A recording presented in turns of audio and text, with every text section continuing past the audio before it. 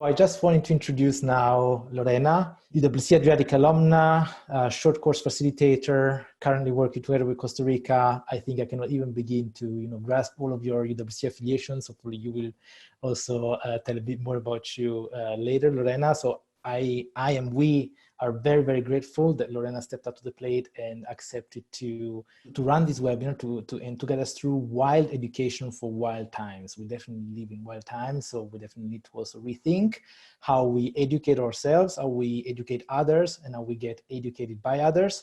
So it's a very, very definitely interesting topic. So we should just go into it. So thanks so much, Lorena. The floor is yours. We're very happy to have you here. Hi, everyone. So actually, like I'm used to stand on a room or a stage with like 700 people in front of me, and I can do that. But somehow this feels really intimidating, which I think speaks to the times that we live in, right? Like we're pushed out of our comfort zones, and we're suddenly thrown into these new formats and this new world that we don't know how to handle, and we just have to swing it, right?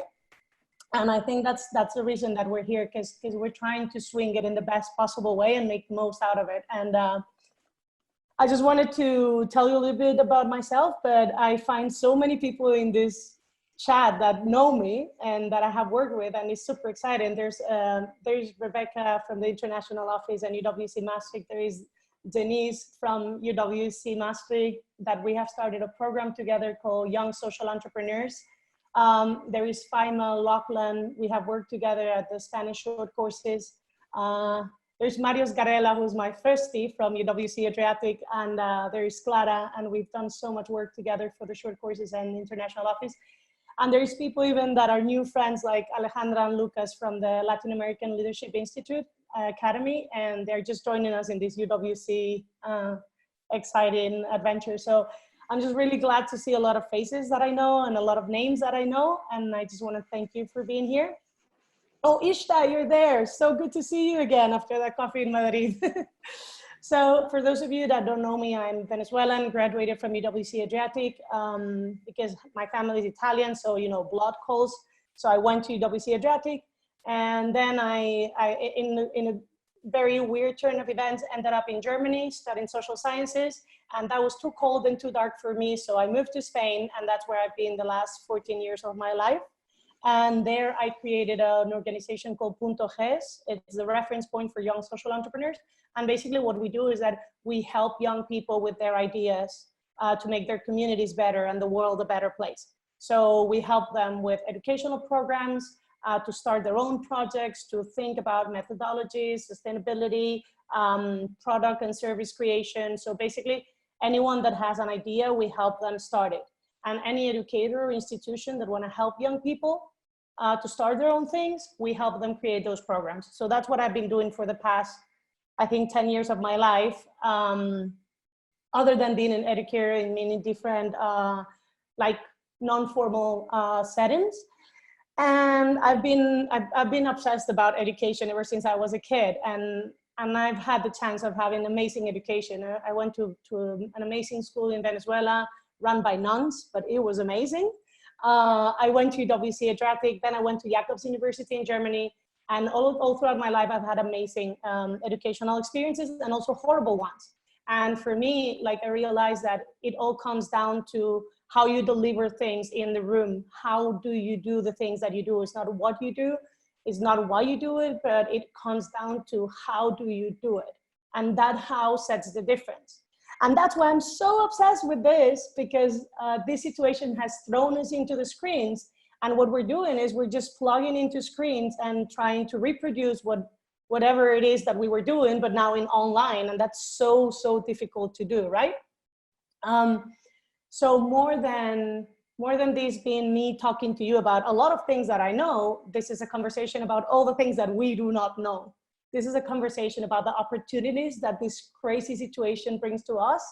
And what I think is exciting is that for most of the time, every time I've been working as a consultant in education for 10 years, and every time you propose something new, the answer is that's impossible. Well, guess what? The world has changed.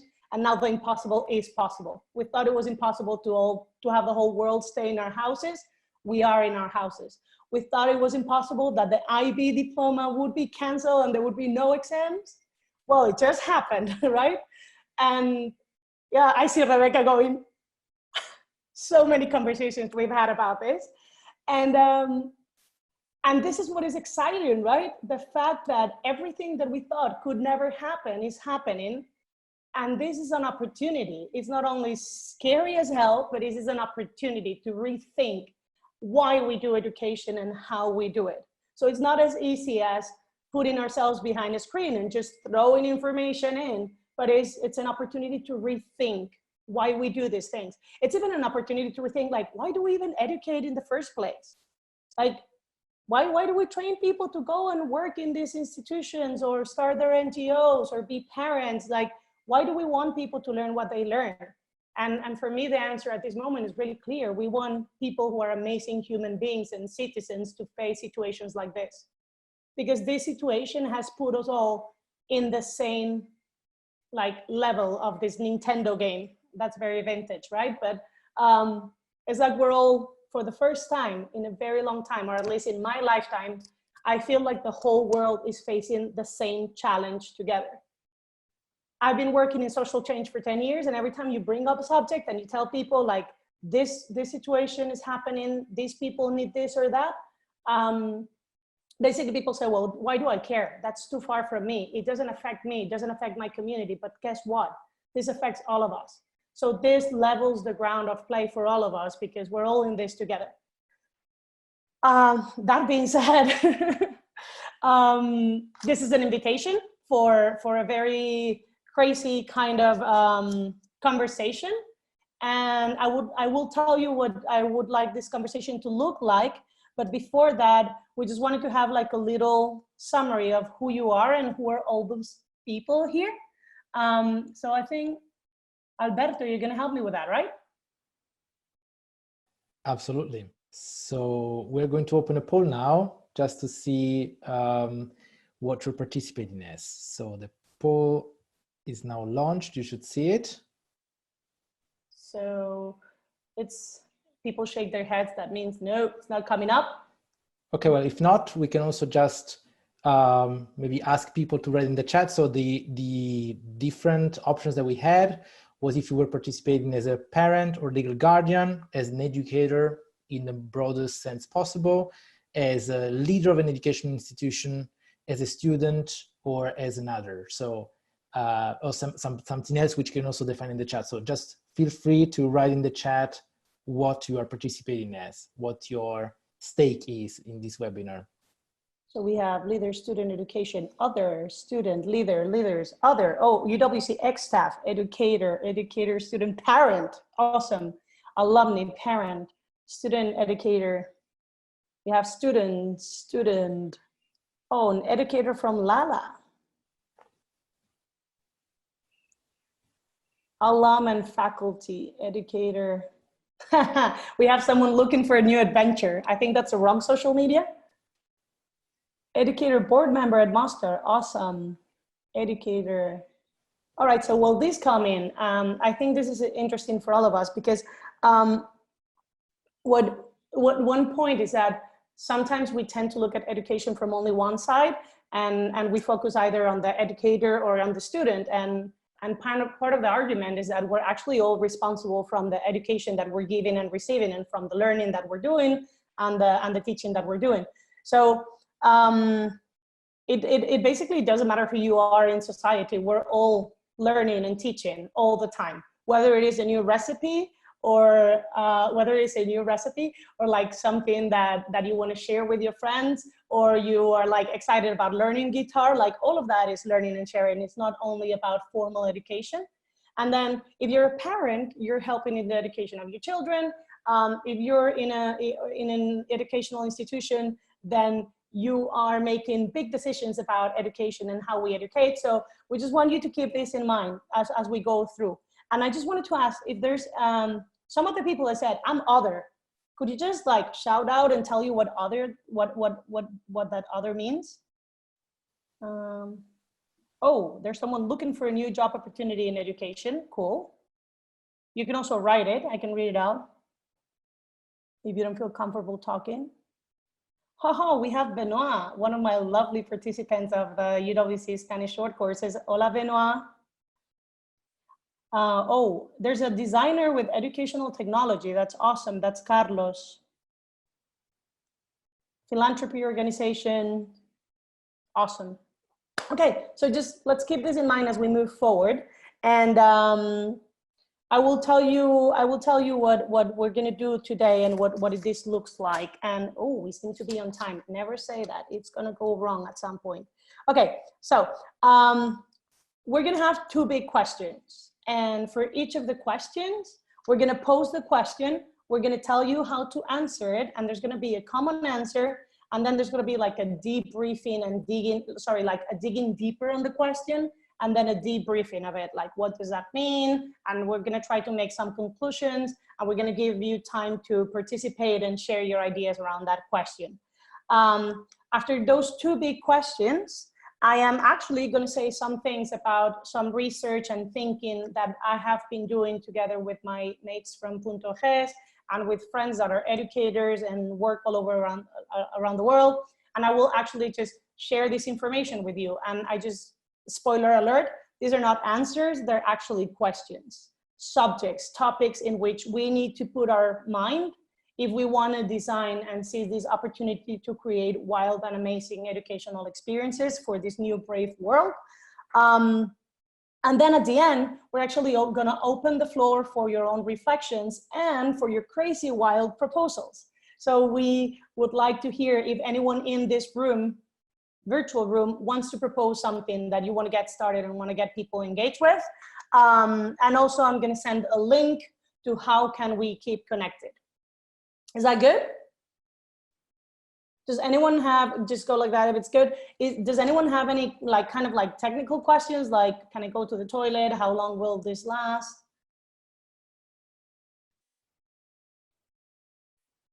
Okay, so question is, yes, you can answer is you can go to the toilet at any point, just do not bring the camera with you. We all know what happens.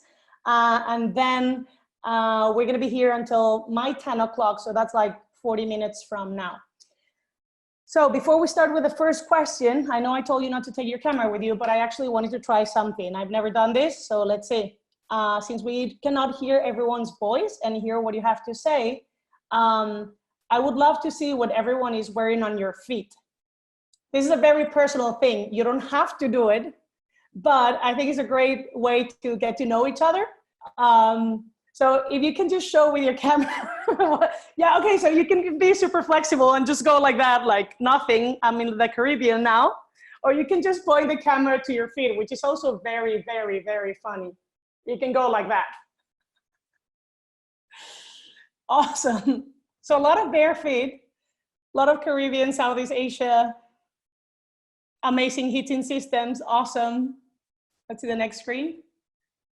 Oh, it's such a pity we cannot have all of those feet together. Okay. Thank you so much for sharing that. And I think that's, yeah, that's just a good way to getting to know each other. So I'm gonna go with the first question. And the first question, and hopefully the poll will work this time. We will send a poll. You answer the question with thumbs up, middle or down. And then we're gonna open the conversation for to hear your voices. So the first question is, how are you actually feeling about all of this? From your position of a human being, a student, a teacher, a person, whatever it is, how are you feeling right now? And the poll should go up right now. Yes, let's see if it works this time. Otherwise, we will have another. Yes, so thumbs up, in the middle, or thumbs down. Go ahead, answer the poll.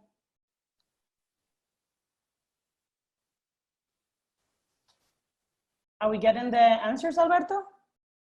We definitely are, yes. Yes. Awesome. 62% voted. 52%, okay, we have another 52% that are probably... There's still... 63 now. Yeah. 63. Okay, you can do this. Hello, Sara Parcero, welcome. It's good to see you. Oh, Marvelous says hi. Hi, Marvelous. Oh, Melly Jones is here. Melly, it's good to see you too. How are we doing, Alberto? Good. We are at 66% voted. I don't know if somebody doesn't want to tell us how they are or didn't vote yet. 68. Okay, so let's yes, we can count down. So like 10, 9, 8, 7, 6, 5, 4, 3, 2, 1. Cool. All right, so dear Alberto, what does our poll tell us? How are we feeling? So it tells that 14% of the people who voted feel thumbs down, not so good. 70%, the vast majority, are thumbs in the middle, cannot complain but could be better. And 16% are feeling thumbs up, very good. Oh, interesting. So, I'm no mathematician. I don't know if there's any mathematicians in the room that want to offer an explanation for this distribution. You can raise your hand if you want. Okay, no mathematicians wanting to offer explanations. So what we're going to do, we're going to open the floor, and we would like to hear from one person with a thumbs up, one person with a thumbs down, and maybe 2 or 3 people with the thumbs in the middle. Just be mindful of time, and let's try and, feel free to share and speak your mind, but also let's be mindful with time. I'm going to help you with that. So who's up? The optimistic, the ones that are feeling down, the ones in the middle. Who wants to start? I saw Daphne raise her hand. Are you feeling thumbs up, Daphne? You can unmute yourself. Yes. Yes. Relatively thumbs up. I mean, related to the whole situation, I think like radical change is always brings bad and good with it, but often also quite a lot of good. So I'm just excited to see what good it will bring. And I think it was actually quite time for a radical change in many ways. So that's why generally I'm feeling more thumbs up than thumbs down. And also just, I'm very happy about the environmental part of it as well. Just this breather for the earth. So that's my big thumbs up. Thank you. Thank you, Daphne. It's good to see you.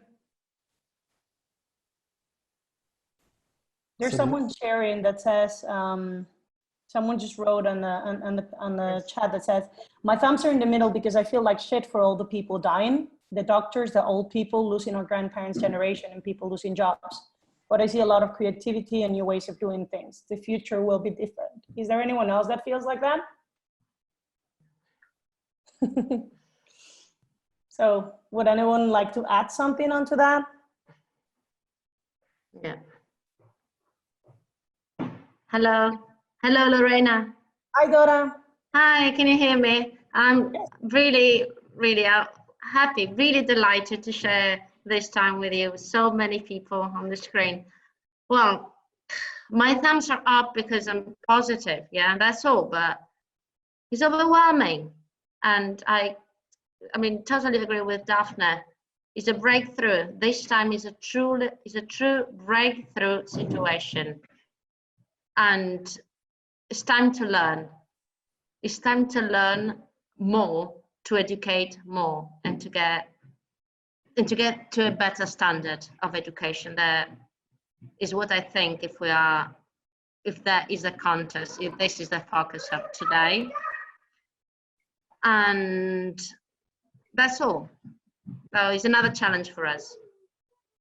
Thank you so much, Dora. And it was lovely to see you, one of your little ones lurking behind you. How to join, or him to join. There's also thumb in the middle because finally education and health are getting attention from governments.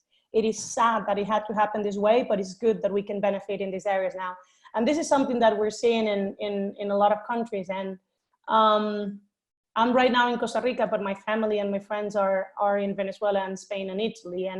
And you see the importance of public systems and of strong response and community response. And these things are normally thrown away by modern values, some people's modern values of competition and capitalism. And I would say, well, why do we need public education? Why do we need public sanitation? Let's people pay for their own medical stuff, or, survival of the strongest. And then I have a friend in New York who had coronavirus and never got a proper response or a test.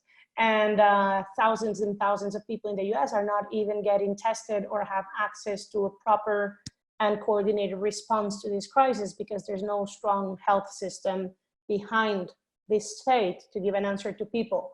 So I think that's interesting, the reflection that we're doing. In Spain, there's a massive movement to thank the public systems of education and the Ministry of Health and all the health workers and transportation, because it has been a coordinated effort to tackle this horrible situation. There's more people talking here. Someone says, my thumb was down because whilst I am excited for change coming from all of this, I am currently experiencing the down of suffering the consequences. I don't know how much longer this will last, what the normal would look like when it's over. Hard not to think about recession. And also one of my sources of income are threatened, and I depend on film industry, currently not existing in the UK. So this is another thing, the thing about job opportunities. Can you like wave your hands if you have either lost your job or are in absolute fear of losing it, or don't know whether you will have a job in 6 months from now? Okay, so this is something that we're all dealing with, right? The uncertainty of where our jobs will go, and most of us that are in education or similar areas or NGOs, I mean, it's not like we have the highest salaries in the world, so every penny counts, right? And it's a very stressing situation. And I don't think there's an answer for that, but there's more about a reflection on where can you get the support and how can you prepare yourselves and how can we prepare ourselves to whatever comes in the future. And I think it's also the time to not be opportunistic, but to be strategic and generous, and to think that it might get hard for a little bit, but that's not a good excuse to just focus on money and trying to get by, or at least not in a way that is harmful to you and your values and the educational models that you're proposing. So support each other in your community, try to see who's around you, and try to think ahead. We don't know what the future looks like, but we know it's not going to be easy. It's not going to be easy for us. It's not going to be easy for a lot of people. So there's no answer for that. Just kind of a shout out to rely on your community and to create strong networks that can support you in your most important needs. And if you are in a really good situation and you don't have any fear for your jobs or your financial stability, then look around you and see who does. I'm sure we all have friends and families that might be in a situation where they're worried or they have already lost their jobs. So maybe just keep our eyes open to support them as well. There's one more here, thumb in the middle. It's a bit stressful to think about what might happen. It takes our eyes off the ball. We need to keep the future in focus, but also take care of each other and ourselves. Thumbs in the middle, enjoying the freedom and other pros of online education, worried for the suffering the whole situation has brought. And someone says, thumbs up, excited for the innovation this will bring and how some of the things that were thought of as far into the future are being brought to the present. Also positive to be hanging out with you all now. Thank you, Katerina. Very happy that you're here. So I think this is a good point to move on to the next thing. And this is one thing that we know. We know that the world has changed. It doesn't really matter, or we cannot really predict what is going to come next. And what is going to come next is going to be different for every country, for every region, for every person, for every family, and even for every day. I don't know if you're having this feeling that one day is like, whoa, next day is like, oh. We don't know, right? But we just know that whatever it's in front of us, it's different.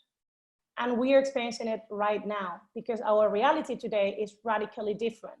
So this is the second question that we have for today. And the second question is, what has specifically changed about the way you teach or about the way you learn? That is a question. And the way we're going to answer this is we want you to write it in the chat, but we would like to ask you to put an emoji next to it. So any kind of emoji that expresses how you feel about that change. If you think it's a gain, if it's a loss, if it's blowing your mind, if you feel like dancing. So what has changed in the way you teach or in the way you learn? And how are you feeling about that with an emoji? Are you ready? Okay, go for it. Oh, so one thing is, while you do that, Alberto, Sara, and I, we're gonna try to cluster information and to put it into categories. If you have already answered and you wanna do that exercise yourself, just go through the questions and do some critical thinking and group those into categories and be like, huh, so what are people talking about? Like, oh, these are exciting things. These are terrible things. These are the dancing emoji things. So let's all try to figure out what are the big topics here. What has changed and how do you feel about it? So go for it.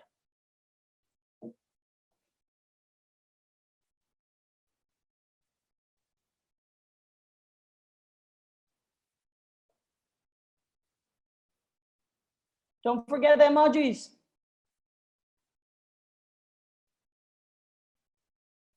How are you all doing? Have you had the time to cluster a little bit? Can you shake your hand if you have?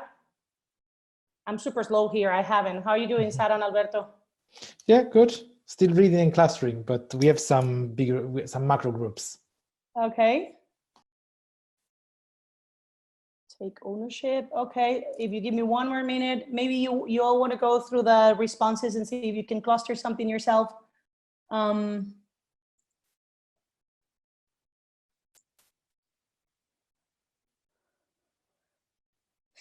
Someone says, I don't have emojis in my Zoom version. Still the column, the line, and the parentheses can make for fine emojis. Okay. All right. So I think we have a few topics here. Awesome.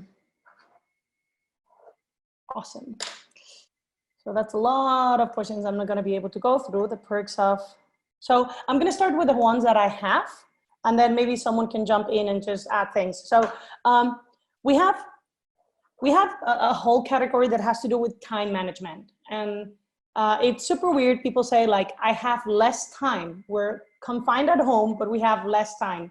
We don't have our general routines, but we have less time. It is overwhelming. It is hectic.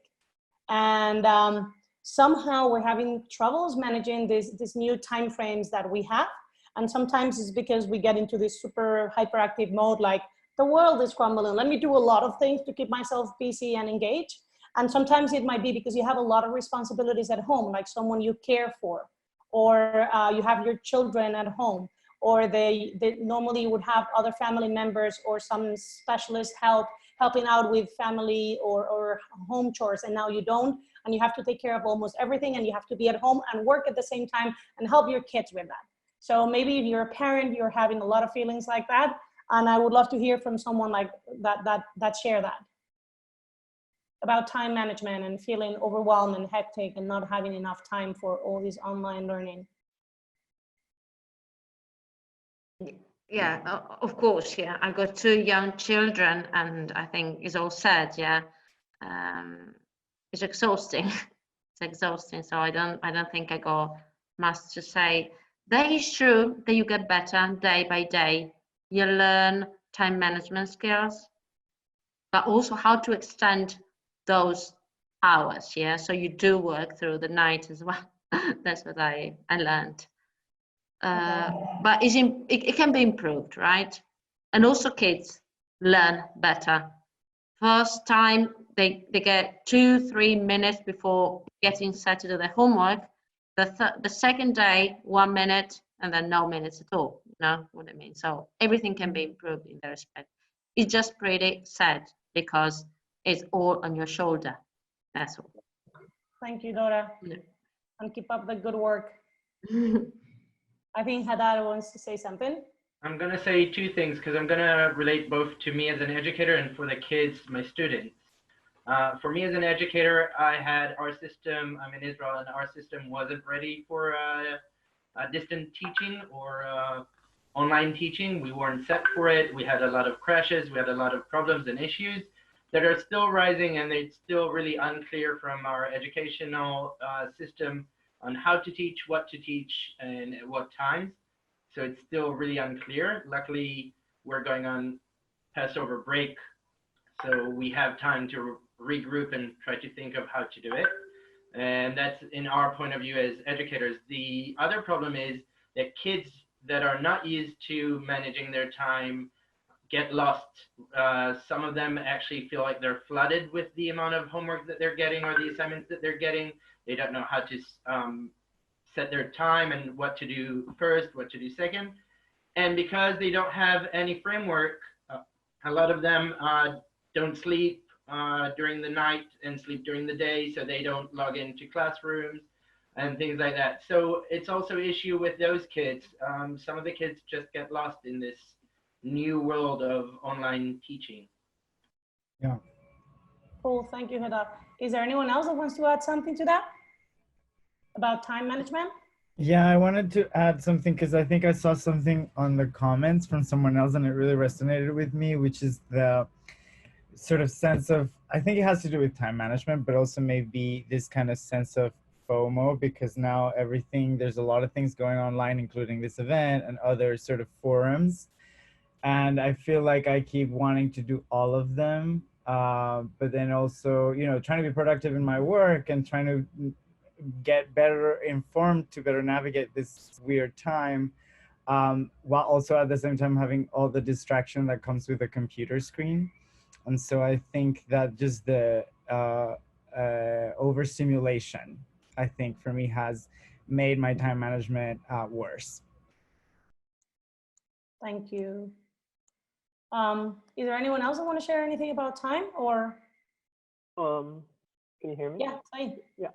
I guess for me, my time management has improved. I feel like I've learned to manage my time better because I was at CSC in China when the outbreak happened. So we were like during the school days, I feel like I was less like I wasn't as productive as I am right now, because in school I feel like I can resonate with Carlos. I had so much to do, but now there's not a lot. So that just allows you to concentrate on the studies better, which I feel like at least at CSC was something that was not happening because you had so much to do all the time. So, yeah. Thank you. So I have shared with you an article on the chat. It was sent to me by my co-year from UWC, Maria Lee. She's a scholar at the Pittsburgh University, and she just sent me this, and it talks about why we should drop the hyperactivity of this, someone read it already, of this moment, and just feel okay with going through the different stages of what this all means to us, and kind of respect that kind of shock and grievance moment that we're all in.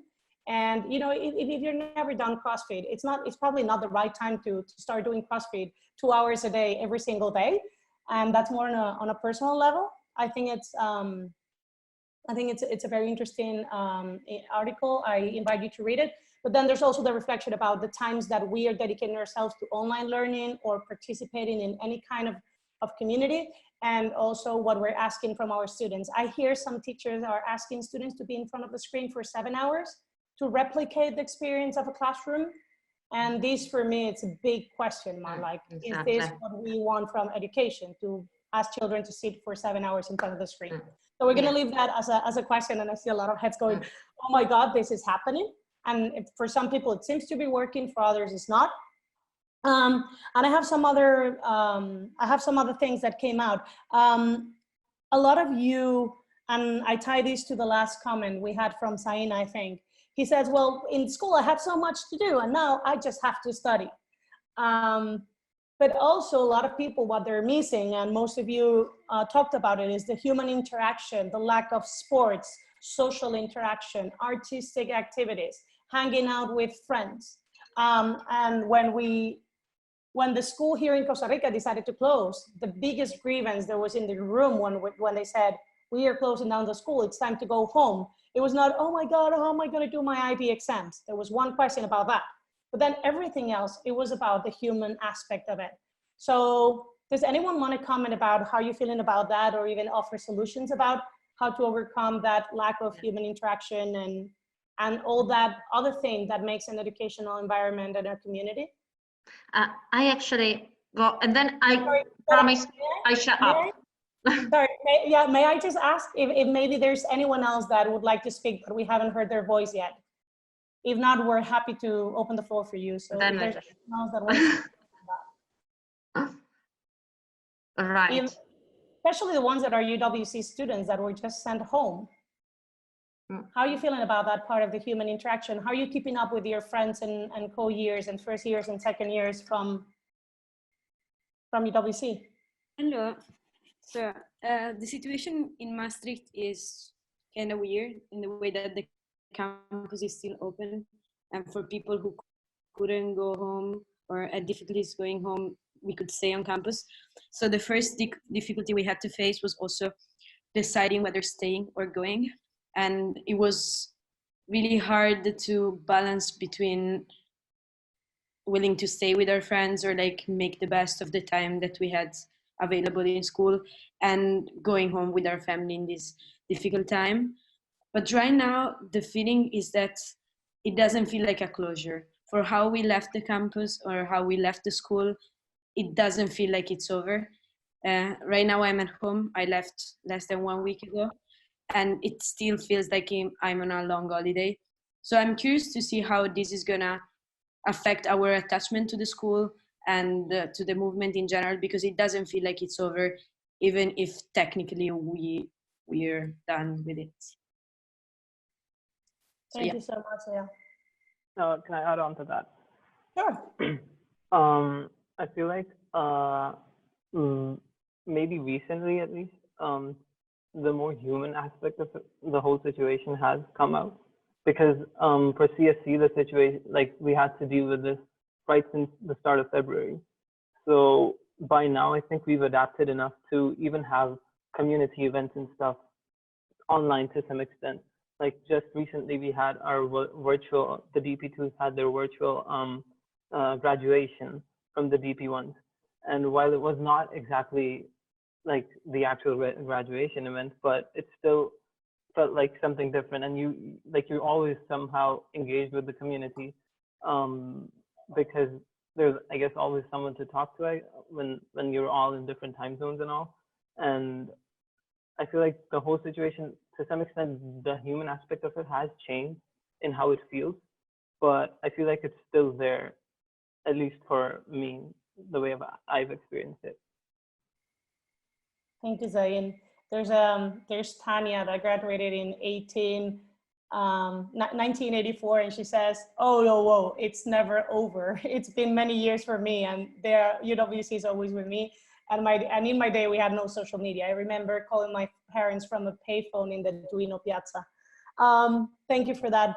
So I'm just going to offer like 3 more topics that we have on the that I was able to pull out of the so many comments that you sent. Thank you so much. And I would like to ask people to voice other topics that have come up, and we see if there's any of that we want to dig into. We are running out of time. So we have talked about time management and, either the hyper productivity or how do we schedule and time for the classes and for the learning. We have talked about the lack and the loss of human connection and how actually social media has helped us with that to create interaction. A lot of you talked about a smaller classroom size, more personalized kind of interaction with teachers and students. It is easy to adjust to the kind of learning that people have and the diversity of learning styles, because there are many platforms, so we can try different things. Someone says, yay, finally flexible assessment. So it's not so much about the exams anymore. And very related to that, people are talking about a new different approach to education. I'm learning not because I have to, but because of what I want to learn.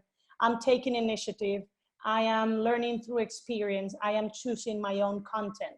So this is about you as a learner being a participant and having an active role in your education. There's also another thing that was mentioned about peer learning and how people feel like they have lost the opportunity to learn from others. That is not the teachers, because you're not in the same room together. Which I guess goes back to the idea of how we participate in learning. And then there's people actually, and this is important, saying like, actually digital media is amazing because it's also very inclusive. And I'm gonna say a few things about that in a minute. So this is what I have from the different topics. Can you all offer like kind of like cluster of big topics that came up that you were able to spot between all the comments? Can you write them in the chat for us?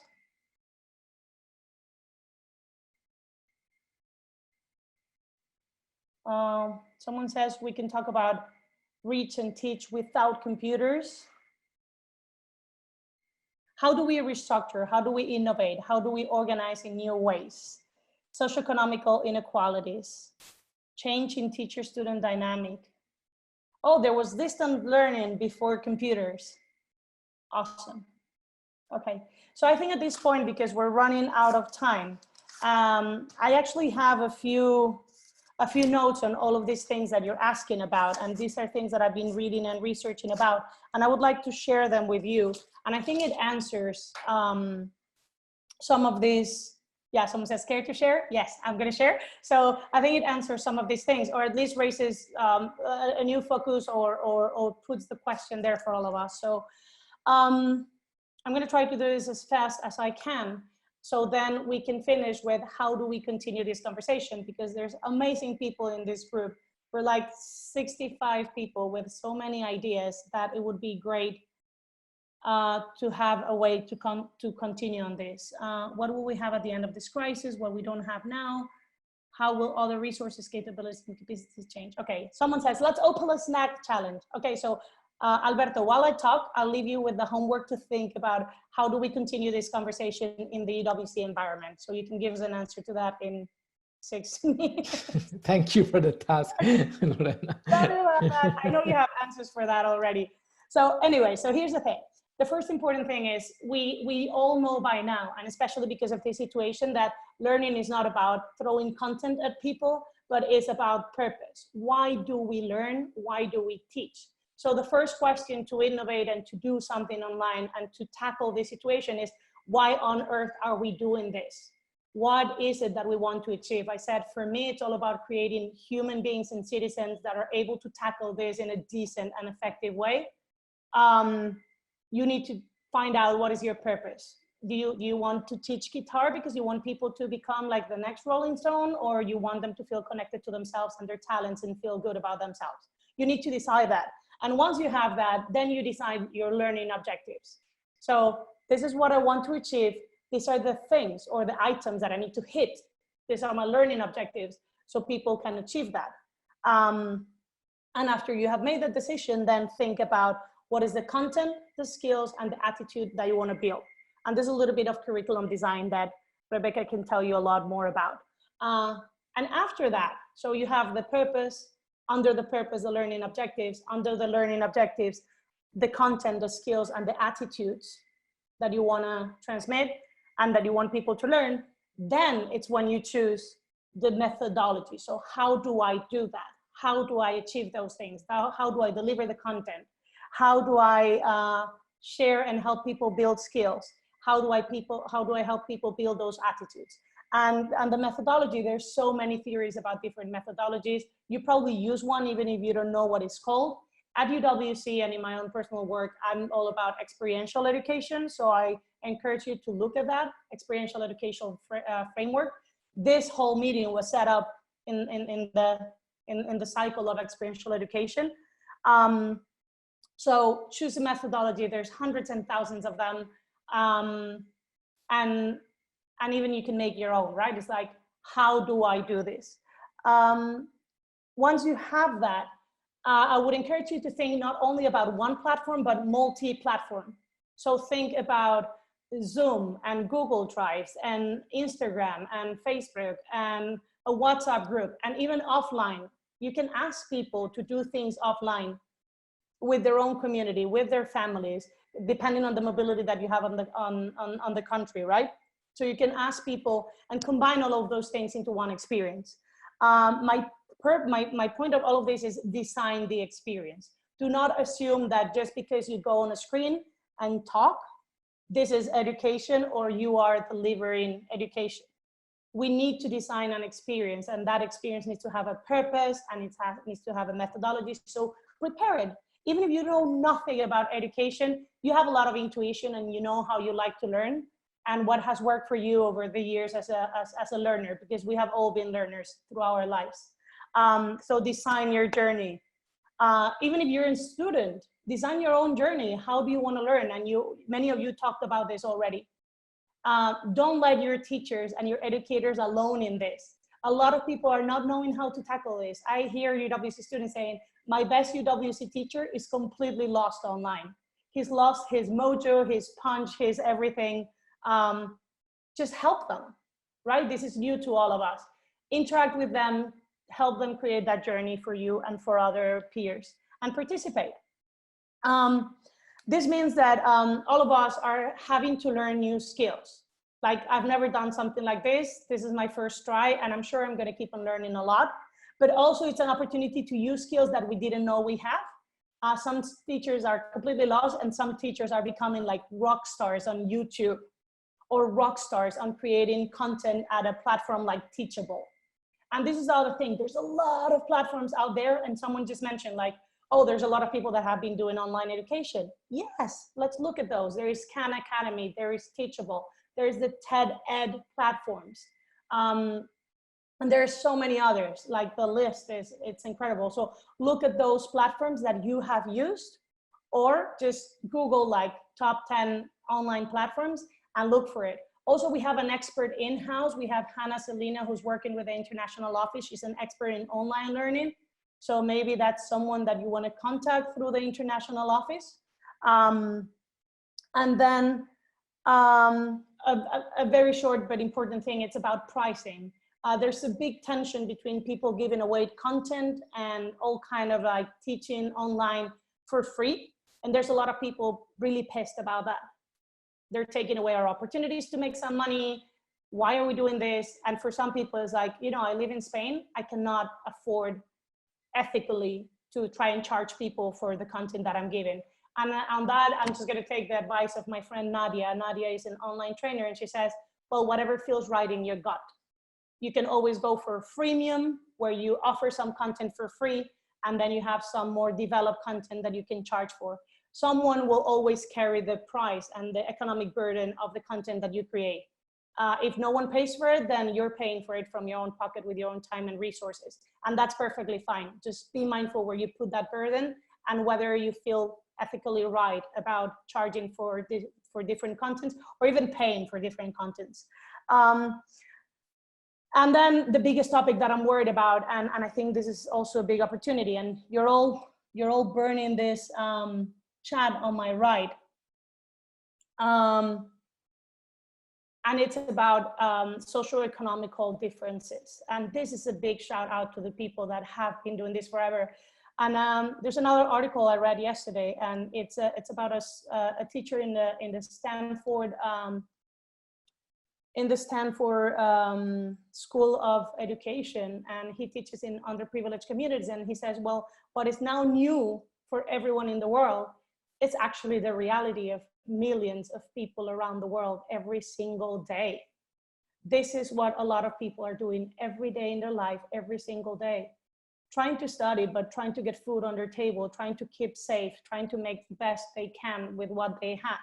So on the one hand, be mindful, on the one hand, like be mindful of those differences, the family structures, even the infrastructure where people can sit and teach and learn, the parental support they can get while doing this kind of online training. But also, this is an invitation to think: what about creating content and learning, like Rebecca just mentioned in the chat, that is life worthy? What if we design for learning that is not about going to university and working in an amazing company, but about things that are life-changing? And his invitation of Jonathan Rosas is to think about, well, in this situation of crisis, can we build curriculum? Can we rethink everything we do and strip it down to the basic needs of human beings? And I think that's what's really exciting.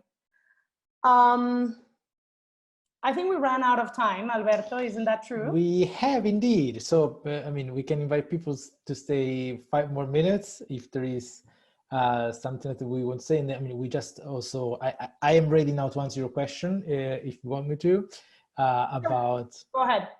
So, yeah, I mean, first of all, I think like that there was a lot of input, a lot of great things, and also a lot of things to, as you say, cluster. And kind of mind map at a higher level, because, for example, many people talked about the sadness and the disconnectedness that came from no physical interaction, but other people also said, actually, I feel now much stronger for example, those people that don't have an internet and so on. So I'm more connected to people that are in very different situations than I was before. So there's always a lot of kind of opposites showing. So what I would propose, first of all, we're mentioning a lot of platforms to have interactions, and one platform which is dedicated to the UWC community is the UWC Hub. I hope that all of the people on the call are already on the Hub. So everyone on the Hub can create a group, for example. So this could be the wild learning group that we could create, and then we could take the discussion there, the people that were on this call, but also the people that were not on this call, but they're interested in the topic. So this would be the offer that I would put forward. My colleague Sila has also put the link in the chat. So it's super easy, you can unsubscribe. Since there was so much input, we from UWC International will develop, let's see how we do it, but a nice mind map to collect this feedback and share with the participants, so that this is like what you can also draw from it, and you can look back at what has been said and reflect on it. And then I would say that, because I was about to say to create a Google folder for resources, but actually that's what the Hub can serve for. So in that group that we can create, you can share resources, link to articles, opinions, you can send emails to each other. So basically it's all there. So let's just use it. Yeah. So I just wanted to add to that. I will also participate with Alberto and Sarah, trying to make that mind map, trying to gather all of the information that you shared with us in the right of the comments, because there's so many of us and we missed so much valuable information, but it is what it is. And this is our first try for this kind of a wild interaction. We will then move on to the Hub, but also I have shared with you a link if you want to continue the conversation. Me and some of my colleagues are doing this kind of like very informal research that tackle into these 2 questions that we talked about, but then some other questions more about the structure of your learning, what is it that you're learning. So if you want to continue that conversation in a non-UWC setting, and completely optional, you can click on the very long link that I sent. I will send it again. Now that, oh, that's not what I sent. Okay, I will send it again. And it would be super exciting to see some of you there. And also, if you have any proposals and you need any help with getting them started, feel free to contact me at any time, either through the Hub or through my email, which I'm sharing right now. And yeah, if you can think of any crazy proposals that spin out of this reflection, I would be very happy to help you move them forward and see how it can connect with all of the amazing proposals that are also coming from the UWC community and the schools and the IO. I think, Lorena, this is the moment for us all to give a big round of silent applause. Like, I definitely feel very, very privileged to have been part of this. It was really energizing and definitely beautiful, and definitely a conversation that we need to continue. So I would like to really thank Lorena again. Thank you so much for doing this, and thank all of you for participating.